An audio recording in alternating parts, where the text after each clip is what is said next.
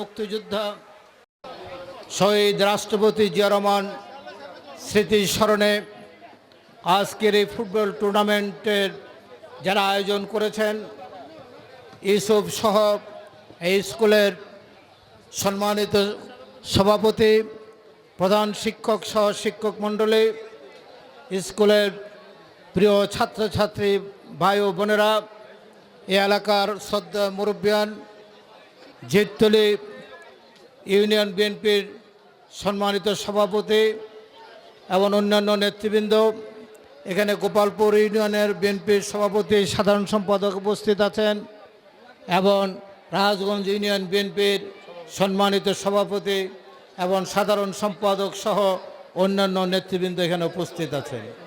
প্রিয় ভাইরা, এমন এক মহান ব্যক্তির নামে আজকে ফুটবল টুর্নামেন্ট, যিনি যদি সেদিন স্বাধীনতার ঘোষণা না দিতেন তাহলে আমরা এই বাংলাদেশ পেতাম না।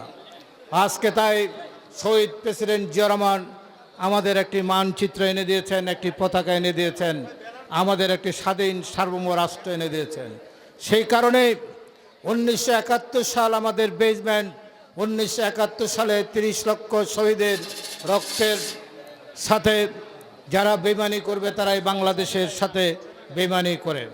অতএব 71 সালে 2 লক্ষ মা বোনের সম্ভ্রমহানি, 30 লক্ষ শহীদের রক্তেরকে সামনে রেখে মহান মুক্তিযুদ্ধের মহানায়ক শহীদ প্রেসিডেন্ট জিয়া রহমানের নামে আজকের এই স্মৃতি টুর্নামেন্ট, আমি ফুটবল টুর্নামেন্টের শুভ উদ্বোধন এখানে ঘোষণা করছি।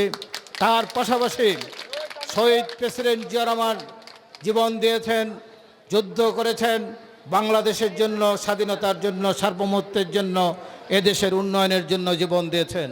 তার প্রিয়তম স্ত্রী দীর্ঘ 9 বছর এরশাদ বিরোধী আন্দোলন করেছেন, 17 বছর হাসিনা বিরোধী আন্দোলন করেছেন, মৃত্যুর মুখে ঢলে পড়েছেন, আপোষ করেন নাই স্বাধীনতার সার্বভৌমত্বের প্রশ্নে, গণতন্ত্রের প্রশ্নে, দেশের মানুষের মুক্তির প্রশ্নে। অতএব তাদের সুযোগ্য উত্তরসূরি দেশ নায়ক তারেক রহমান আজকে বাংলাদেশের প্রধানমন্ত্রী। আপনাদের ভোটে কোনো জালিয়াতি নয়, আপনারা ভোট দিয়ে ধানের শীষে তাকে প্রধানমন্ত্রী নির্বাচিত করেছেন।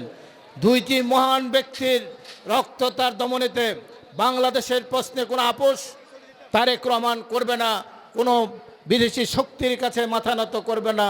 বাংলাদেশের 18 কোটি মানুষের পাশে ছিলেন, 17 বছর বিদেশে থেকে যে নেতৃত্ব দিয়েছেন, আজকে বাংলাদেশের প্রধানমন্ত্রী হিসেবে দায়িত্ব পালন করছেন।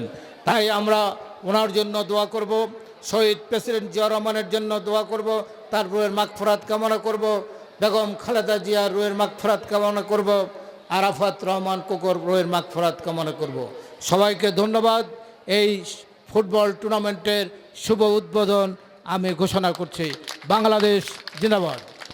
আপনাদের দাবি আসছে, এর সামনে গিয়েছিলাম, মা বোনরাও একটি রাস্তার কথা বলেছেন, আর এই রাস্তা আমি আপনাদের কথা দিচ্ছি, আপনাদের ইউনিয়নের এই জিততলী এবং রাজগঞ্জের কোনো রাস্তা ইনশাল্লাহ বাদ থাকবে না, সব রাস্তা হয়ে যাবে ইনশাল্লাহ, সব রাস্তা হইব তো, ঠিক আছে।